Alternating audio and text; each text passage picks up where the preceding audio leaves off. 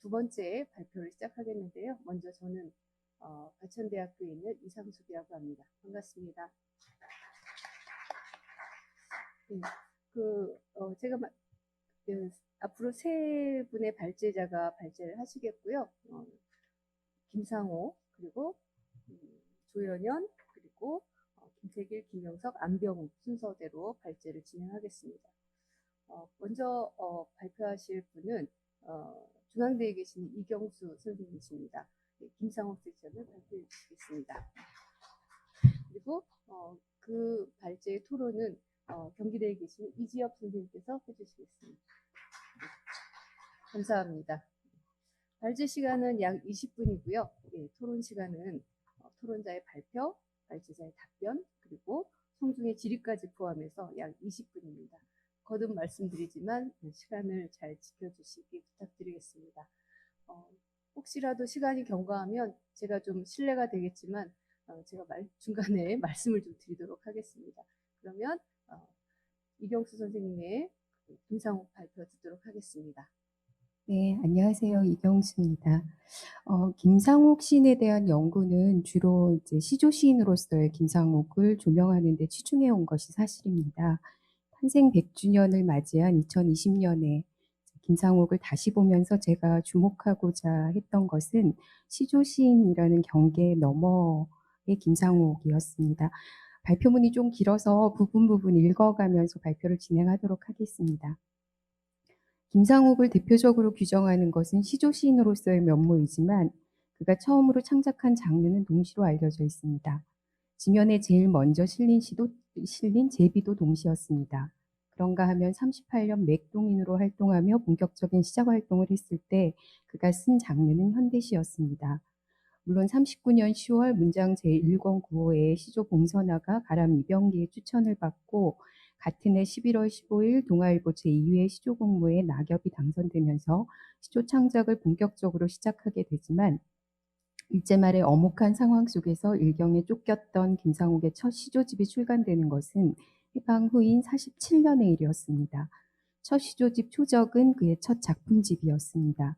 이후 시조 시인으로서 주목받아온 김상옥이었지만 동시와 현대시 창작도 시조 창작과 꾸준히 병행되었으며 시조 시집과 함께 동시집과 시집도 지속적으로 묶어왔습니다. 이 논문에서는 바로 이 사실에 좀 더 주목하고자 합니다. 시조를 지속적으로 창작하고 시조 시인으로 이름을 날리면서도 동시와 현대시를 함께 창작해 왔다는 것은 다른 시조 시인들의 경우를 생각해 보면 그렇게 흔한 일은 아닙니다. 시조와 시 동시를 쓸 때 김상옥은 장르의 차이에 대한 인식, 즉 장르의식을 나름대로 지니고 있었던 것으로 판단됩니다. 몇 줄 건너뛰겠습니다. 김상옥의 총체적인 문학 세계를 조망하기 위해서는 세 장르의 연관관계, 각각의 장르에 대한 그의 인식이 어떠했는지 좀 더 상세히 살펴볼 필요가 있어 보입니다. 시조 시인으로 현대 시조를 꾸준히 창작하고 주목받아 오면서도 시조 이외의 현대시와 동시라는 장르를 통해 김상옥이 추구하고자 한 시의식은 어떤 것이었으며 그것이 시인 김상옥이라는 총체성을 형성하는데 어떻게 기여했는지 살펴보는데 이 논문은 관심을 가집니다. 먼저 작품집 출간 현황과 특성을 살펴보고자 합니다. 김상옥은 47년 첫 시조집 초적 출간을 시작으로 2004년 타계할 때까지 11권의 시집을 출간합니다. 이 장에서는 먼저 김상옥의 11권의 작품집 출간 현황을 수록된 작품의 장르적 성격을 고려하면서 살펴보고자 합니다. 자세한 내용은 표를 참조해 주시면 될 것 같고요.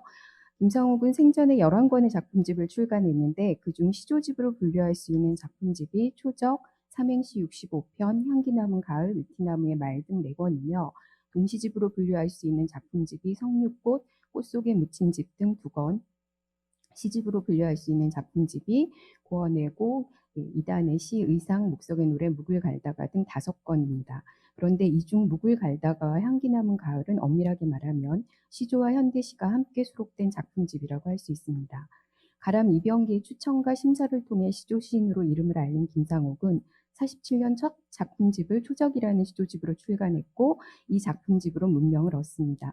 그런데 이후 그가 두 번째 시조집이라고 할 수 있는 삼행시 65편을 73년에 출간하기까지 그 사이에 현대시를 수록한 시집 4권과 동시집 2권을 출간했다는 것이 의미심장합니다. 출간 시기를 기준으로 살펴보면 시조집, 시집, 시집, 동시집, 시집, 시집, 동시집, 시조집의 순서로 작품집을 출간한 셈입니다. 이후 출간한 3권의 작품집은 시조와 현대시를 함께 실은 시집과 2권의 시조집으로 귀결됩니다. 이렇게 볼 때 출간된 작품집을 기준으로 보면 김상옥은 시조집으로 출발해 시조집으로 귀결되는 시작 활동을 했다고 볼 수 있지만 그 사이에 현대시와 동시를 꾸준히 창작하고 시집과 동시집을 여러 권 출간함으로써 그의 시조 시인으로서의 긴 여정을 현대시와 동시 창작과 분리해서 볼 수는 없다는 판단에 이르게 됩니다. 그의 첫 시조집 초적은 40편의 현대 시조를 수록하고 있는데 단시조뿐 아니라 연시조도 여러 편 눈에 띄긴 하지만 대체로 평시조의 형식을 바탕으로 쓴 시조들이었습니다. 이미 첫 시조집으로 김상옥은 시조 시인으로서의 명성을 얻었지만 여기서 만족하지 않습니다. 이후 그가 선택한 장르가 현대시와 동시였다는 것은 그가 시조 시인으로 이름을 알리고 활동한 후에도 장르 선택에 대한 고민을 가지고 있었고 시적 실험을 게을리하지 않았다는 사실을 방증합니다. 가람 이병기의 영향을 받은 김상옥은 나름대로의 방식으로 현대시와 동시라는 장르 실험을 지속하면서 현대 시조가 시조의 전통을 계승하면서도 현대 시조라는 이름에 걸맞게 갱신해 나아갈 자리를 지속적으로 탐구하고자 했던 것으로 보입니다. 첫 시조집과 두 번째 시조집 사이에 26년이라는 긴 기간 동안 4권의 시집과 2권의 동시집을 내며 자유시에 대한 나름의 탐구를 해왔다는 사실에 이 논문에선 특별히 주목하고자 합니다. 26년간의 실험을 거쳐 그가 출간한 두 번째 시조집은 첫 시조집과는 여러 가지 면에서 다른 면모를 보이고 있습니다. 무엇보다도 시조라는 용어 대신 삼행시라는 용어를 사용하고 있다는 점이 눈에 띕니다. 삼행시 65편 이후에 출간한 3권의 시집은 시조를 포함하고 있는 시집이거나 형식적으로 좀 더 자유로워진 시조집이었다는 사실 또한 주목을 요합니다. 이러한 시적 편력을 살펴보면 김상옥의 시인으로서의 행적은 사실상 시조의 갱신에 이르는 길이었다고도 볼 수 있겠습니다. 고전적 예술미의 창조와 시적 갱신을 위한 노력. 김상옥의 시조는 고전적 예술미의 정수를 보여줍니다. 김상옥의 시조를 읽으면 지금은 잊힌 우리말과 한자의 아름다움을 새삼 깨닫게 됩니다. 그가 우리말의 말맛을 시어로 잘 살려 쓰고 있기 때문입니다. 다음 페이지로 넘어가겠습니다. 봉서나 선우감에서 가람 이병기는 재분과 방법과 노력을 모두 강조합니다. 김상옥의 시조가 주제와 정서의 보편성을 획득한 것은 물론 그것을 남다른 말법과 묘미로 표현하고 있음을 높이 평가한 것입니다. 아울러 앞으로도 우리 어감, 어뢰를 새롭게 살리는 말법을 쓸 것을 주문합니다. 제1회 동아일보 시조공모 심사평에서 가람은 앞으로 시조를 창작하려는 이들이 유념해야 할 5가지 주의사항을 제시하는데 이 심사평 후 바로 당선된 작품이 김상옥의 시조 낙엽이었음을 생각하면 그가 제시한 5가지 조건에 김상옥의 시조가 부합했음을 의미한다고 볼 수 있겠습니다. 사향이라는 시 아래 인용부터 아래 글부터 읽겠습니다. 초기의 김상옥 시조는 고향에 대한 그리움, 유년 시절에 대한 그리움을 드러내며 고향의 자연을 그리는 데 주력합니다. 초적에서 김상옥이 주로 그리는 대상은 고향의 자연과 가족입니다. 고향을 그리는 마음은 눈을 감으면 생생하게 떠오르는 고향 마을의 모습으로 시각적으로 그려집니다. 굽이 잦은 풀밭길이 보이고 개울물이 길서프로 흘러가고 백양숲 사립을 가린 초집들도 보이는 고향 마을의 풍경이 시각적 감각과 청각적 감각을 통해 전달됩니다. 이어지는 두 번째 소회에서는 진달래가 환기하는 시각적 감각이 저녁 노을이라는 붉은 빛이 번지는 시각적 감각과 엄마씨가 해주던 향그러운 꽃치심의 후각적 감각으로 전이됩니다. 시각과 후각의 어우러짐이 고향 어머니를 향한 그리움으로 확산됩니다. 이어지는 수에서는 여기에 맨남새를 키워오는 어질고 고운 그들의 모습과 집집 끼니마다 봄을 씹고 사는 마을을 시각과 미각이 어우러진 감각으로 전합니다. 시각, 청각, 후각, 미각이 총동원된 고향 마을에 대한 그리움으로 주체의 마음은 도로 애젓해집니다. 다음 인용시 부분을 읽겠습니다. 김상옥의 시조를 읽으면서 가장 눈에 띄는 점은 모국어의 아름다움을 그의 시가 잘 보존하고 계승하고 있다는 사실입니다. 지금은 잘 사용하지 않는 우리말의 아름다움을 그의 시조를 통해 만끽할 수 있습니다. 김상옥의 첫 시조집에 실린 시조들을 보면 시조로 표현하기에 적합한 대상이나 주제를 다루고 있음을 알 수 있습니다. 그렇다고 해서 그가 추구한 현대 시조가 고전적인 예술미를 창조하는 지향만 보였다고 단정할 수는 없습니다. 그는 자신이 쓰는 시조의 형식 미학에 예민한 시인이었지만 동시에 자신이 쓰는 시조가 현대 시조임을 분명히 인식하고 있었습니다. 촬영이라고 하는 시조입니다. 그 삼행시 65편 73년에 나온 두 번째 시조집에 실려 있는 시입니다. 마치 사진을 찍듯 세 컷의 순간을 담고 있는 그런 시조입니다. 좀 아랫부분으로 내려가면 비눗방울이 퍼져가는 모습과 탐지고 예쁜 꽃송이들이 부푸는 모습이 겹쳐지며 이미지에 통일감을 부여하는 모습도 인상적입니다. 이 시조집에 실린 작품을 김상옥은 이제 도장이라고 하는 시조 뒤에 그립니다. 시조라고 부르는 대신 삼행시라고 부릅니다. 앞서 인용한 촬영이 그래도 시조의 일반적인 형식을 비교적 충실하게 따르고 있었다면 도장은 사실상 세 개의 연으로 이루어진 현대시에 가까운 형식을 띠고 있습니다. 삼행시라는 이름 아래 이 시기에 김상옥은 다양한 형식 실험을 한 것으로 보입니다. 이렇게 세 개의 연으로 이루어진 시도 그 하나의 예에 속합니다. 삼행시는 시조라는 명칭이 지닌 가창적 성격에 만족하지 못했던 김상옥이 창안해낸 명칭입니다. 인용한 시에서는 오래된 옛길목에 앉아 도장을 새기는 불우한 소년의 모습을 도장을 새기듯 보여주고 있습니다. 하고 많은 글자 중에 사람들의 이름자를 꽃 모양, 새 모양으로 전자체를 새기는 소년의 모습은 다양한 도장의 모습과 함께 선명한 이미지로 그려집니다. 몇 줄 건너뛰겠습니다. 도장을 새기는 행위를 소재로 취함으로써 이미지를 구축하고 있는 점, 시상의 전개를 통해 영과 연이 긴밀히 연결되는 점 등은 초기의 시조에서 한층 더 나아간 자리라고 할 수 있습니다. 시조 대신 삼행시라는 명칭을 취하면서 김상옥은 노래를 버리고 대신 이미지를 취한 것으로 보입니다. 시조의 가창적 성격과 정형률만을 고집해서는 현대 시조의 갱신이 지속적으로 이루어지기는 어렵다는 판단을 했던 것이겠습니다.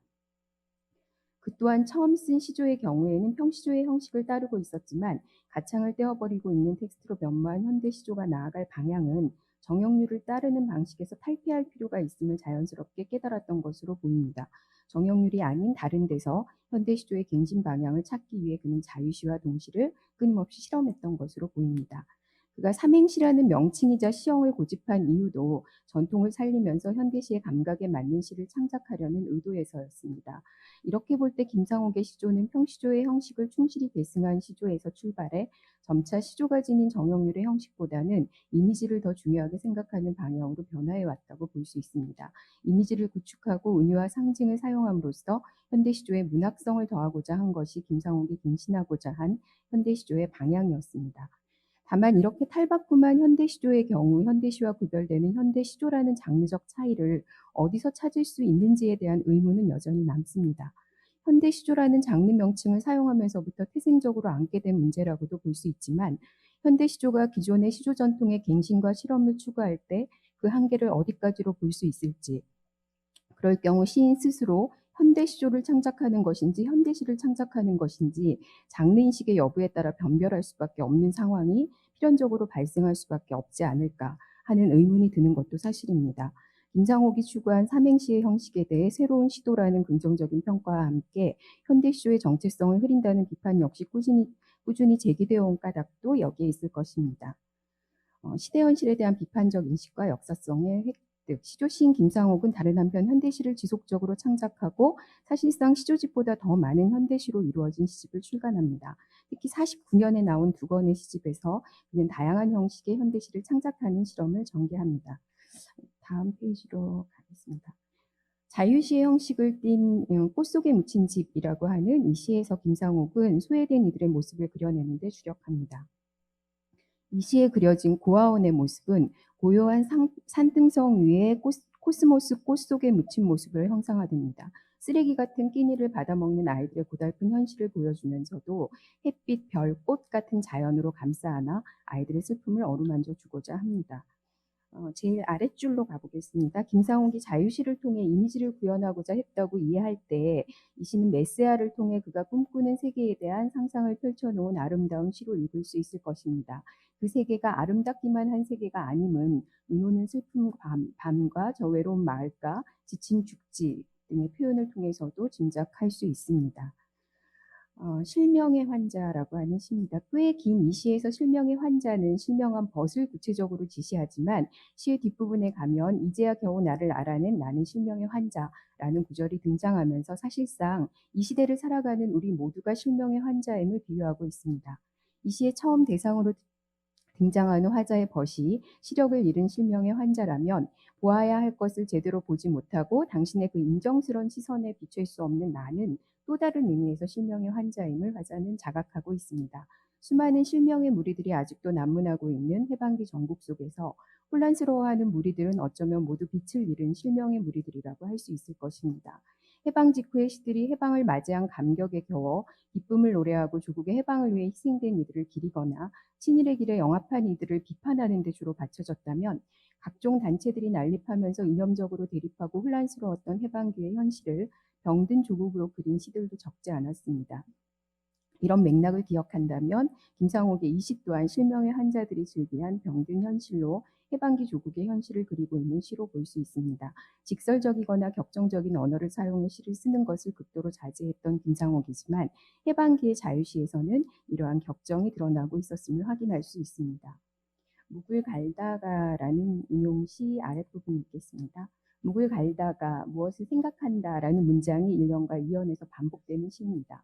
뒤에 오는 문장 구조는 달라지지만 묵을 갈다가라는 표현은 3년 이행에도 등장해 3개의 연 전체에 걸쳐서 반복됨을 알 수 있습니다. 1년과 2년에서 먹을 갈다가 수몰된 무덤, 우리의 꽃을 뿌리는 이의 마음, 제삿날 녹그릇 같은 달빛, 그 숲속 그 달빛 속 인기척을 생각하는 주체는 시의 화자, 다시 말해 먹을 가는 주체입니다. 그런데 3년에 오면 묵을 갈다가 벼루에 흥건히 되는 먹물, 먹물은 갑자기 선짓빛으로 변합니다. 먹을 가는 주체는 여전히 시의 화자이지만 뒤에 이어지는 문장의 주어는 먹물로 바뀝니다. 먹물이 갑자기 선짓빛으로 변하고 사람은 해치지도 않았는데 지울 수 없는 선짓빛은 온 가슴을 번져납니다. 먹을 갈다가 시의 화자가 생각하는 대상을 눈여겨보면 죽은 이와 죽은 이를 애도하는 마음을 생각하는 것을 어렵지 않게 알 수 있습니다. 엿듣지 마라 엿듣지 마라 용케도 살아남았으니 이제 들려줄 것은 벌레의 울음소리밖에 없다. 라는 구절에서는 불안과 공포에서 비롯된 금지의 언어가 등장하기도 합니다. 그리고 마침내 3년에 오면 먹을 갈다가 벼루에 흥건히 되는 먹물, 그 검은 빛이 갑자기 선짓빛으로 변합니다. 이 시집이 출간된 해가 1980년이라는 사실을 떠올리지 않고는 이 구절의 의미를 온전하게 이해하기 어려울 것입니다.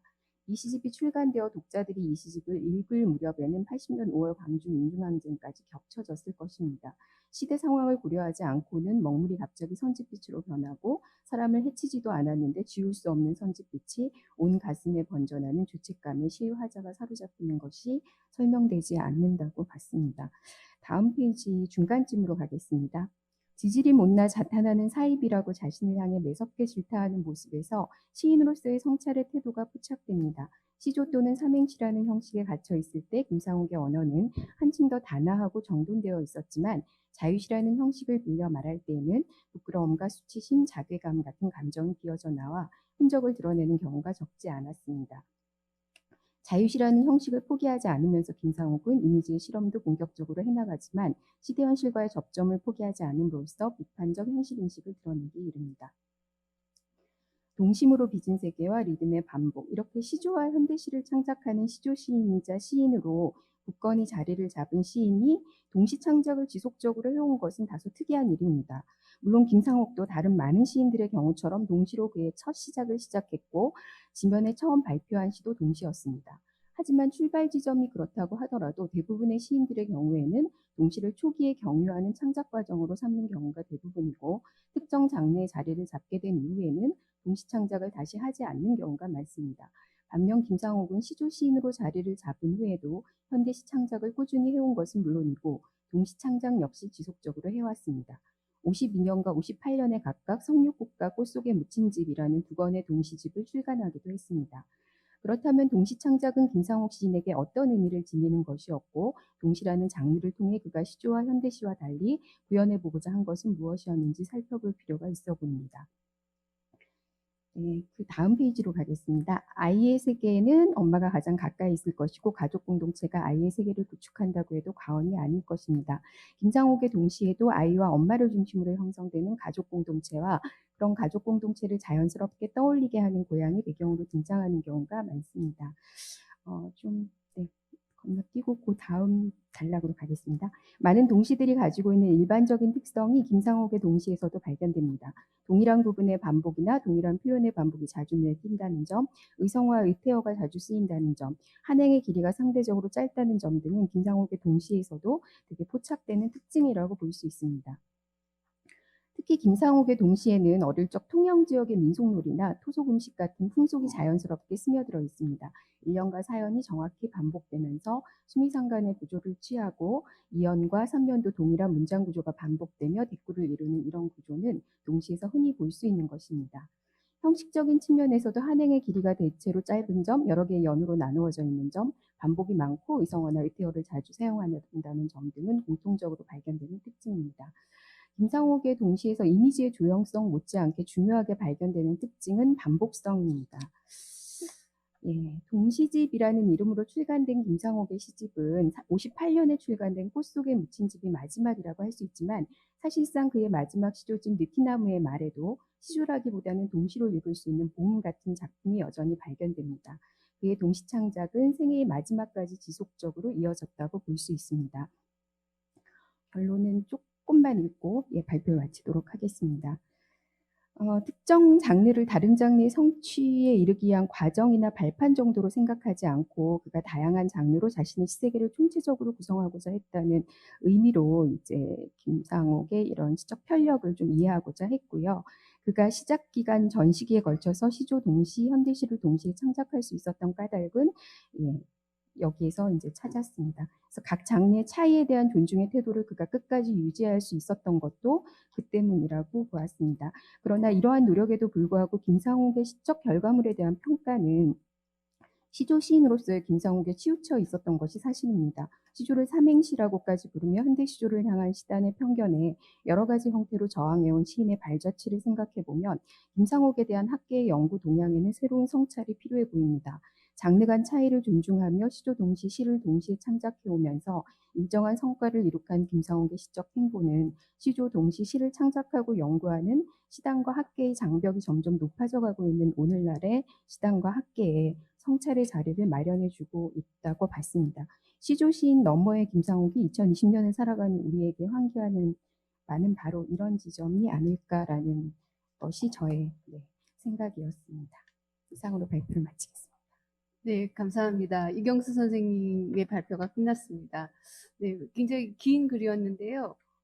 요약하시면서 그리고 나중에 시간이 없으니까 점점 말씀도 빨라지셨는데, 네, 김상옥의 면모를 잘 전달해 주셨습니다.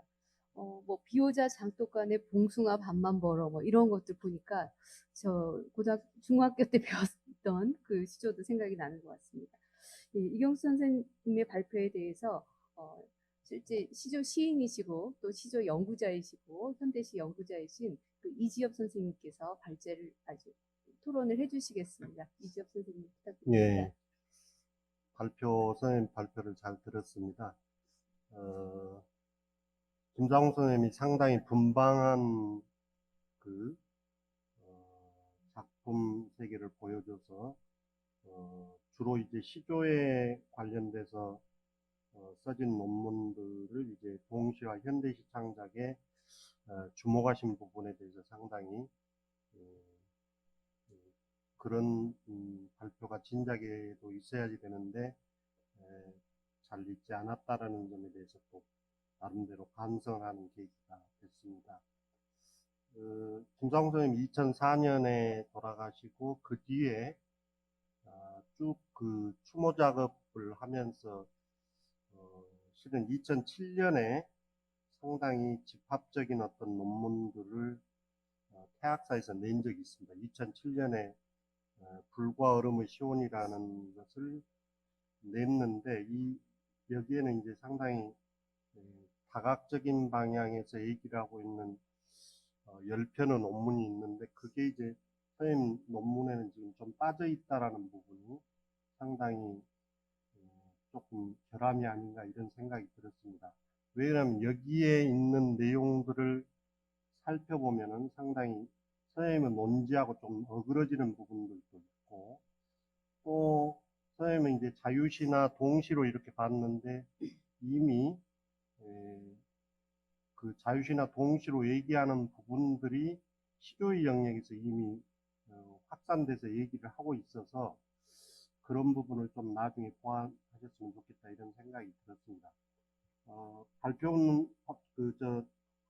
제가 얘기한 토론문 네, 2페이지에 보면 142쪽입니다. 142쪽에 보면 이제 이를테면 김상옥 도장을 예를 들면서 현대시에 가까운 형식으로 이제 판단하고 현대시에 가까운 형식으로 판단한다는 것은 맞습니다. 그런데 이게 그래서 사실상 시조보다는 현대시로 볼 수 있는 구조라고 보면서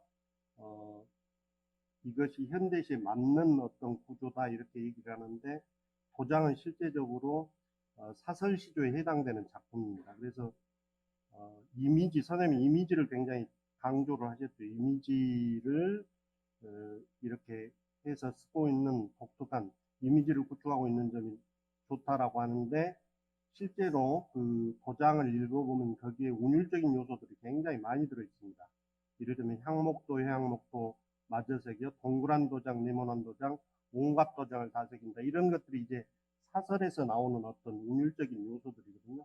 그리고 초장, 중장, 종장이 이런 그 기계적인 운율이 아니라 굉장히 자연스러운 운율을 구사하면서 거의 완벽에 가까운 사설시조 작품을 보여주고 있다라는 점이죠. 그래서 그런 점에 좀 주목을 해보셨으면 좋겠다 이런 생각이 들고, 그 다음에 이제 4절에서 이런 얘기를 하셨어요. 시대 현실에 대한 비판적인 인식과 역사성 획득이 이를테면 자유시로 나아갔을 때 더 드러나고 있다 이런 얘기를 했는데, 거기에 애를 든 작품 중에서 묵을 갈다라는 작품하고 가을의 쥐구멍을이라는 작품을 예를 들었는데, 이게 두 개의 작품이 전부 다 시조에 해당한다는 것이죠. 그러니까 시조 또는 삼행시라는 형식에 갇혀 있을 때 김상옥 원어는 한층 더 단아하고 정돈되어 있지만, 자유시라는 형식을 빌어 말할 때는 부끄러움과 수치심, 자괴감 이런 감정이 비어져 나와 흔적을 내는 경우가 적지 않다 이렇게 보고 있습니다.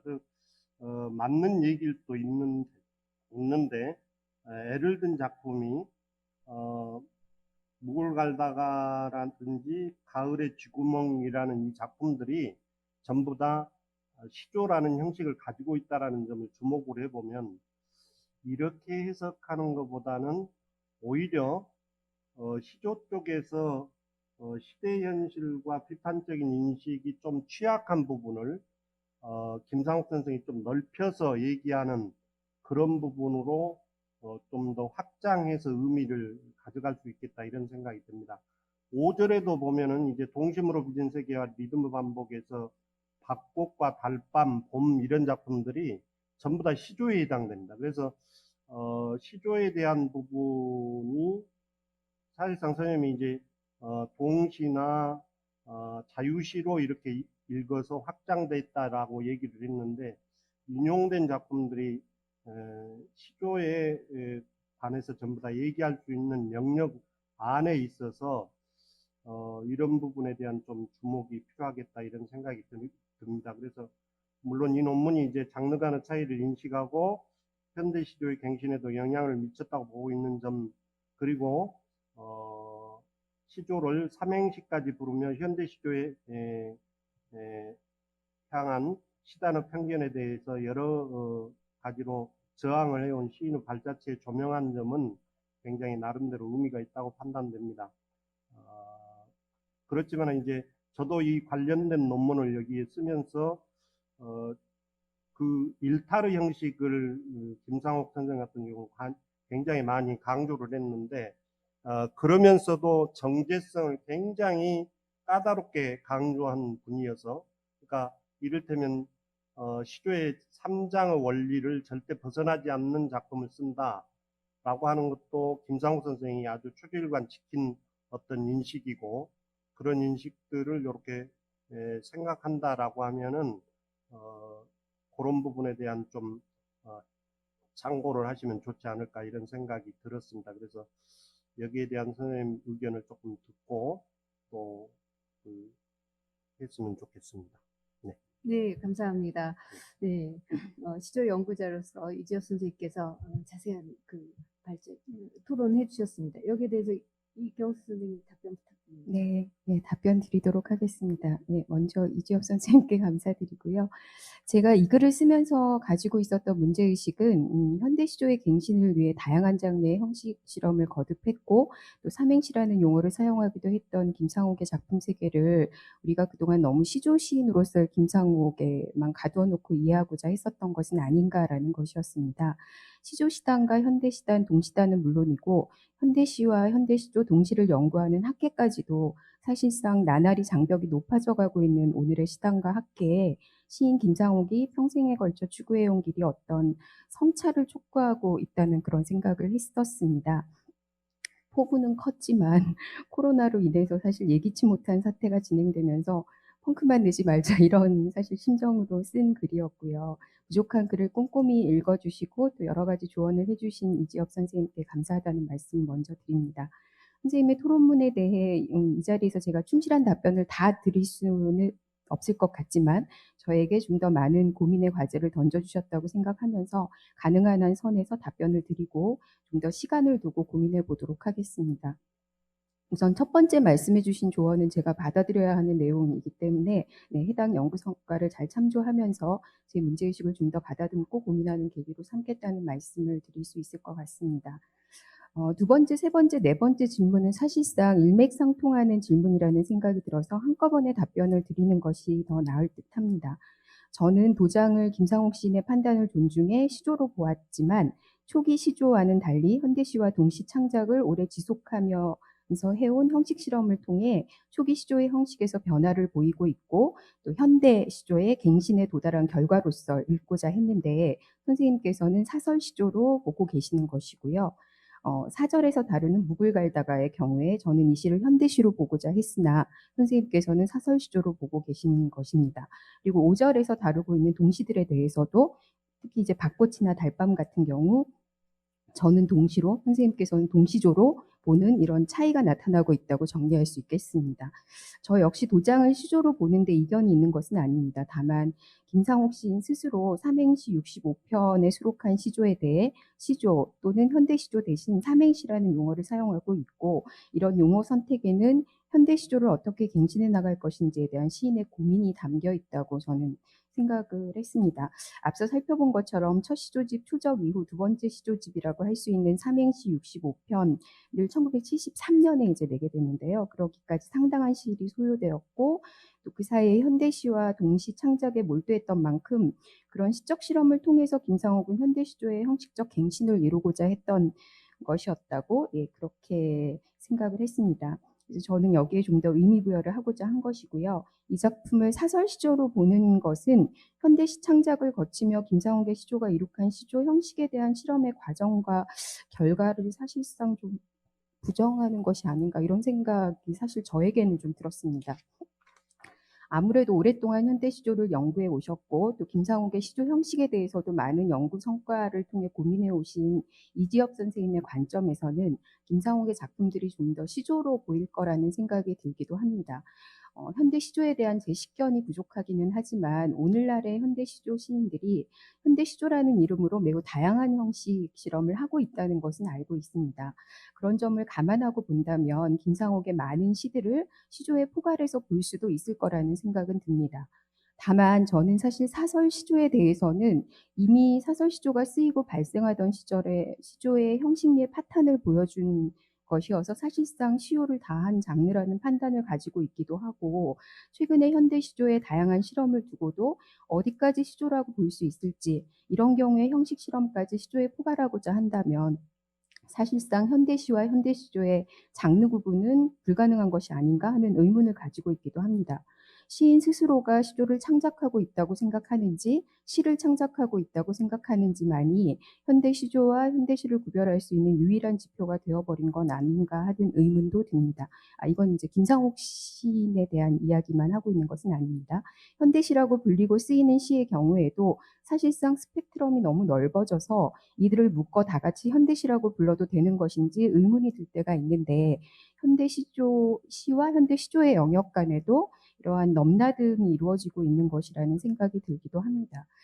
아마도 이런 생각의 차이 때문에 같은 김상옥의 작품을 두고도 선생님께서는 사설시조라고 보시고 동시조라고 보시고 저는 현대시라고 보고 동시라고 보는 차이가 발생한 것이 아닌가 싶습니다. 이 관점의 차이를 좁힐 길은 사실상 좀 요원해 보이기도 하는데요. 그렇지만 작품 분석을 하며 저도 모르게 드러낸 어떤 편견들, 도장이라든가 묵을 갈다가 분석해서 시조보다 현대시에서 더 많이 발견되는 특징이라고 서술한 부분에 대해서는 선생님의 조언을 받아들여 좀 더 고민하고 좀 더 섬세하게 서술할 필요가 있겠다는 생각이 들었습니다. 다만 제가 가지고 있던 문제의식은 현대시조의 갱신을 위해 현대시와 동시를 창작하며 다양한 실험을 거듭해왔고 삼행시라는 용어도 제안하면서 어떤 점에서는 현대시와 동시와의 경계를 넘나들고자 한 김상옥의 작품을 굳이 시조 안에 애써 포괄해 이해할 필요가 있을까 하는 것이었습니다. 시조 시인으로서의 김상옥은 이미 충분히 조명되어 왔다는 생각에 시조 시인 너머의 김상옥을 다시 살펴보고 그렇게 봤을 때 김상옥의 시적 행보가 우리에게 던져주는 성찰의 자리를 고민해 보고자 했습니다. 폭넓은 장르의 창작과 실험을 통해 자신의 시조를 완성해 가면서 장르에 대한 편견과 현대 시조를 향한 시단의 편견에 나름대로 맞선 김상옥 시인을 2020년 탄생 100주년을 맞이하여 재조명할 때 바로 이런 자리를 우리가 기억해야 하는 것이 아닐까 하는 것이 제가 지닌 소박한 문제의식이었고요. 앞서 말씀드린 것처럼 충분히 그 문제의식을 제가 드러내지는 못한 글이라는 것은 저도 잘 알고 있습니다. 네. 말씀해 주신 부분들은 좀 더 고민해 보면서 잘 보완을 해보도록 하겠습니다. 네, 감사합니다. 네, 청중들께서는 지금 현대시 전공자, 현대시조 전공자의 아주 첨예한 관점의 대립을 보셨는데요. 사실 굉장히 두 분이 점잖게 말씀하셨지만 진짜 첨예한 문제를 이제 말씀하신 것 같고, 근데 제3자의 입장인 제가 옆에서 보기에는 이 두 분의 이 품격 있는 이 학문적 대화가 매우 즐겁구나 이런 생각을 하게 됐습니다. 네, 청중분들께서도 이 두 분의 그 관점에 대해서 하실 말씀 있으실 것 같은데, 약간 오늘은 지금 시간도 다 됐고, 그래서 예, 다음 세션으로 넘어가야 될 것 같습니다. 재밌고 즐거운 학문적 대화를 보여주신 두 분께 박수 부탁드립니다. 예.